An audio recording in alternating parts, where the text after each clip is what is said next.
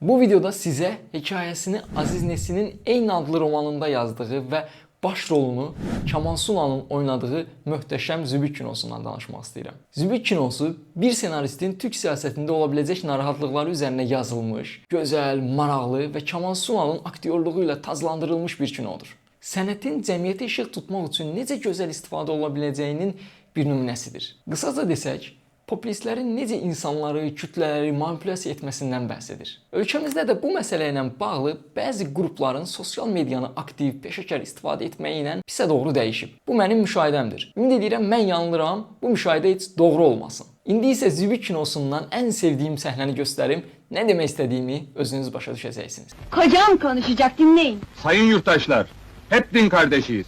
Aramızda ayrılık gayrılık yok. Muhalifler de can kardeşlerimiz. Bir cami yaptırma derneği kuracağız.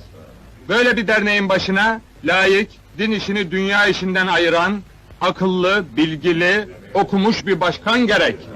Doğru. Avukat Burhan Bey kardeşimizden rica ediyoruz. Cami yaptırma derneğinin başına geçsin, bizlere yol göstersin.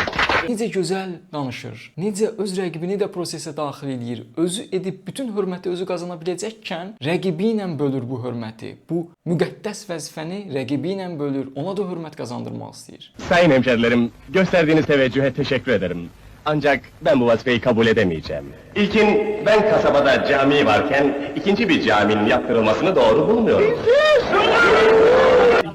Muhterem vatandaşlar, aziz hemşerilerim, bizim her türlü fikre hürmetimiz vardır. Onun için rica ediyorum, müsaade edin konuşsun. Ak koyun, kara koyun seçilsin. Herkesin niyeti anlaşılsın.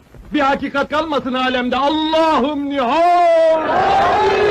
Arkadaşlar, bizim başımıza ne kötülük gelmişse bilgisizlikten gelmiştir.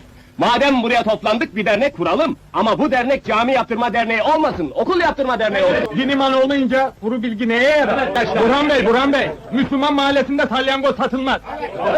Bunlar hep komünist oyunları. Biz hekayənin başqa tərəfində olduğumuza görə onlar da dinsiz komünist, bizdə isə əxlaqsız qərb. Amma burada məntiq də, metod da eynidir.